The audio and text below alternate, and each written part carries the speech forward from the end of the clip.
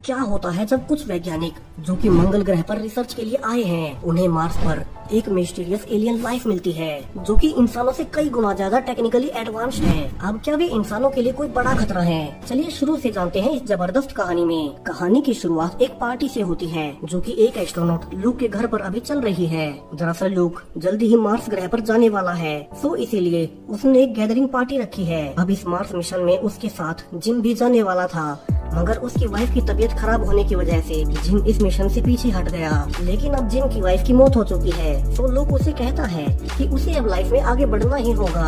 अब यहाँ से 15 महीने गुजर चुके हैं, जहाँ लोग अपनी टीम के साथ अब मंगल ग्रह पर है, जहाँ पर वे रिसर्च कर रहे हैं। और इसी रिसर्च के बीच वे पाते हैं कि मंगल ग्रह की एक पहाड़ी एरिया में उन्हें कुछ सफेद आकृतियाँ दिखाई दी हैं। और चूंकि मार्स सूर्य से काफी दूर है, तो हो सकता है कि ये सफेद आकृतियाँ जमा हुआ पानी हो।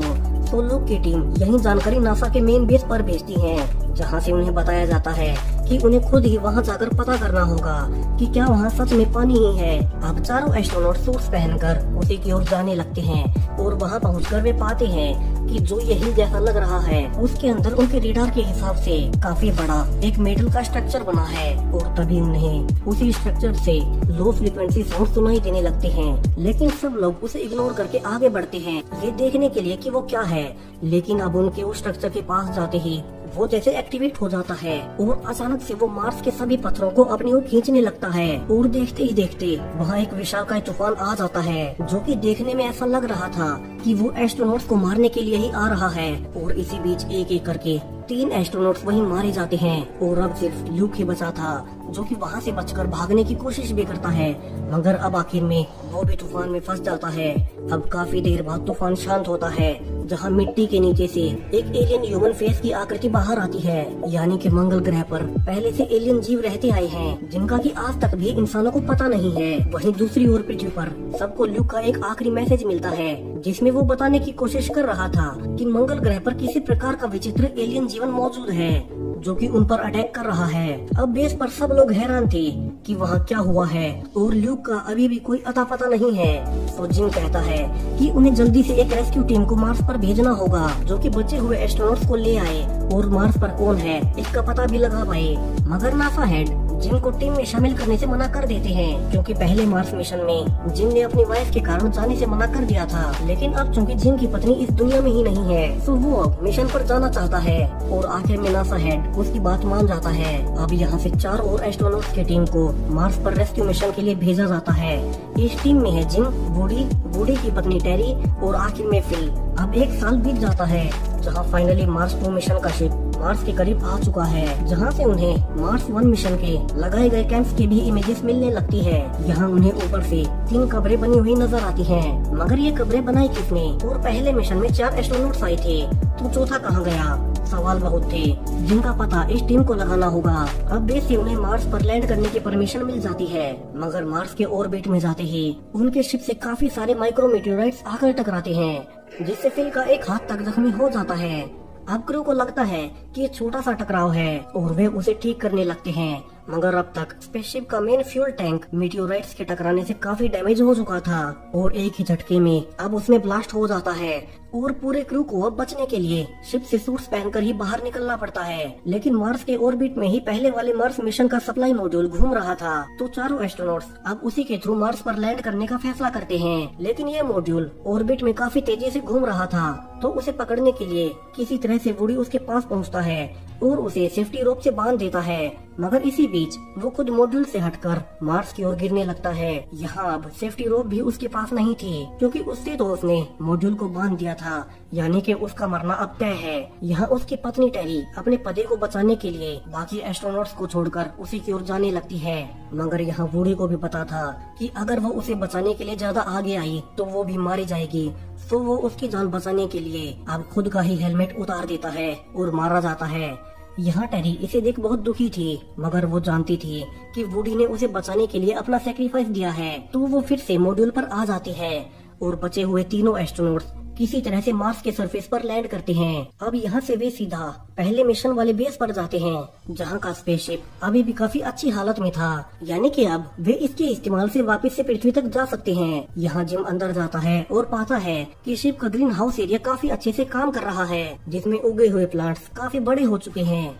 यहाँ जिम अपना हेलमेट अब उतार देता है, लेकिन तभी उसके ऊपर कोई अटैक करता है और ये कोई और नहीं ल्यूक ही था, जो कि पिछले 1 साल से अकेले ही यहाँ पर रहते आया है। और ऐसा हो गया है, यहाँ सब मिलकर उसे संभालते हैं और बताते हैं कि वे उसे ही यहाँ से रेस्क्यू करने आए हैं। जिसके बाद ल्यूक अब फिर से अपने सेंसेस में आता है। अब ल्यूक यहाँ से अपने पिछले 1 साल की कहानी बताना शुरू करता है कि कैसे उस अटैक के बाद वो बच गया, जिसके बाद उसने पहले बाकी के तीनों एस्ट्रोनॉट्स की बॉडी को रिचुअल के अनुसार दफनाया और फिर शिप में रहते हुए ही उस अजीब से एलियन स्ट्रक्चर को दूर से ही स्टडी करना शुरू किया। यहाँ से वो उन्हें फिर से वही स्ट्रक्चर दिखाता है, जिसका चेहरा कुछ इंसानों जैसा लग रहा था, मगर कुछ डिफरेंसेस के साथ। सभी हैरान थे कि क्या इन एलियंस की बॉडी इंसानों जैसे ही दिखती होगी। अब ल्यूक आगे बताता है, जब वे उस स्ट्रक्चर के पास गए थे तब उन्हें वहाँ एक अजीब सा लो फ्रीक्वेंसी साउंड सुनाई दिया था, मगर तब उन्होंने उसे इग्नोर कर दिया। मगर पिछले कई महीनों से ल्यूक इसी साउंड पर रिसर्च कर रहा है, जहाँ उसने पाया कि ये साउंड इंसानी डीएनए का ही एक डायग्राम है, यानी कि एलियन जीवों ने इसे अपने सिग्नेचर के रूप में यहाँ मार्स पर छोड़ा है। अब जिम इसे देख समझ जाता है कि ये कोई सिग्नेचर नहीं है, बल्कि उस अजीब से एलियन स्ट्रक्चर तक जाने का टेस्ट है, और उस साउंड का करेक्ट आंसर देने पर ही वे उस स्ट्रक्चर के अंदर जा सकते हैं। अब सब समझ जाते हैं कि पहली बार चूंकि उन्होंने साउंड को अनदेखा किया और आगे बढ़ने लगे, तो उन सबको खुद पर खतरा समझकर उस स्ट्रक्चर के सिक्योरिटी सिस्टम ने उन पर अटैक कर दिया। तो अगर उन्हें उसके अंदर जाना है तो पहले अपने डीएनए का सबूत देना होगा। अब वे अपनी इस थ्योरी पर कोई रिस्क नहीं लेना चाहते थे, तो वे अपने डीएनए सैंपल के साथ एक रोवर को भेजते हैं, जो कि सिग्नल्स के थ्रू उनके डीएनए की जानकारी उस स्ट्रक्चर तक ट्रांसमिट करता है। और ऐसा होते ही उसमें से एक दरवाजा खुलने लगता है। अब इसे देख सब लोग खुश थे कि उन्हें अब पता चल जाएगा कि वो कौन सी एडवांस्ड एलियन लाइफ फॉर्म है जिसने ये स्ट्रक्चर बनाया है। अब फिल को शिप पर ही छोड़कर बाकी के तीनों एस्ट्रोनॉट्स उसी में जाने लगते हैं। जिम यहाँ फिल को कहता भी है कि उसे शिप को स्टार्ट रखना है, ताकि अगर उन्हें अंदर कोई खतरा हो या वे वापस ना लौटे तो वो अकेला ही यहाँ से वापस पृथ्वी पर चला जाए। अब तीनों डरते हुए अंदर जाते हैं, जहाँ अंदर एक बड़ा सफेद हॉलवे था और दरवाजा बंद होते ही उनका बाहर मौजूद फिल से संपर्क टूट जाता है। अब तीनों अंदर पाते हैं कि अंदर का एटमॉस्फेयर उनकी बॉडी के हिसाब से बदल रहा है, यानी कि वे अब ऑक्सीजन मास्क हटा सकते हैं। अब अंदर फिर से एक दरवाजा खुलता है, जिसके अंदर जाते ही वे खुद को एक बड़े प्रोजेक्शन रूम में पाते हैं, जिसकी टेक्नोलॉजी काफी एडवांस लग रही थी। और तभी उसी एलियन लाइफ फॉर्म का एक होलोग्राम उन्हें दिखाई देता है, जो कि अब उन्हें वो सब जानकारियाँ देने लगता है जिस पर पूरे मानव इतिहास की शुरुआत लिखी थी। वो बताना शुरू करता है कि करोड़ों वर्ष पहले हमारे सोलर सिस्टम में सिर्फ मंगल ही एक ऐसा ग्रह था जिस पर जीवन शुरू हुआ, मगर फिर एक बड़ा मीटेओराइट आकर मार्स से टकराया, जिसके बाद मार्शियन लोगों को अपनी सभ्यता बचाए रखने के लिए दूसरे प्लैनेट्स और दूसरी गैलेक्सीज में जाना पड़ा। और इन्हीं के ग्रुप्स में से एक शिप को पृथ्वी पर भी भेजा गया, जहाँ पर उन्होंने अपने डीएनए के सैंपल्स छोड़े।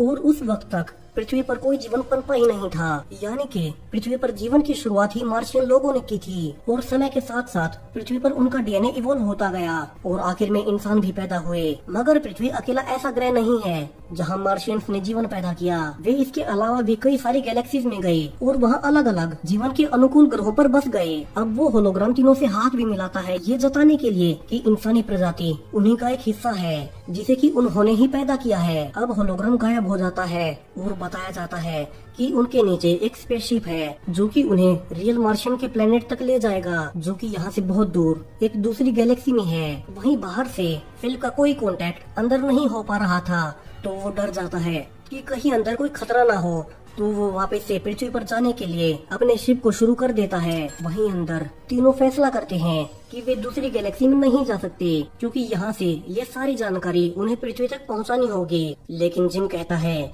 कि वो अकेला ही उस दूसरे प्लेनेट को देखना चाहता है, क्योंकि उसकी पत्नी के मरने के बाद पृथ्वी पर अब उसका कोई नहीं बचा है जिसके लिए वो वापस जाए। तो वो अकेला ही मार्शियंस के उस ग्रह पर जाएगा और बाकी के दोनों एस्ट्रोनॉट्स यहाँ से वापस से पृथ्वी पर जाएंगे, जहाँ वे यहाँ की सारी जानकारियाँ उनसे साझा करेंगे और यहाँ से वे आखिरी समय पर फिर से संपर्क करते हैं और उसे बताते हैं कि दोनों एस्ट्रोनॉट्स वापस आ रहे हैं और दोनों एस्ट्रोनॉट्स वापस से शिप में फिल के पास जाने लगते हैं, जबकि जिम अब एक लाइट एलिवेटर के जरिए मार्शियन शिप में चला जाता है, जहाँ जिम पाता है कि उसके आसपास अब काफी सारा पानी भर रहा है, लेकिन सरप्राइजिंगली अब वो पानी में भी सांस ले पा रहा था, यानी कि मार्शियंस की नई लाइफ फॉर्म उस दूसरे प्लेनेट पर पानी के नीचे ही रहती है। वहीं स्पेस से बाकी के एस्ट्रोनॉट्स अब देखते हैं कि जिम उस मार्शियन स्पेसशिप के साथ किसी दूर गैलेक्सी की ओर जा रहा है और इसी के साथ ये कहानी यहीं खत्म हो जाती है।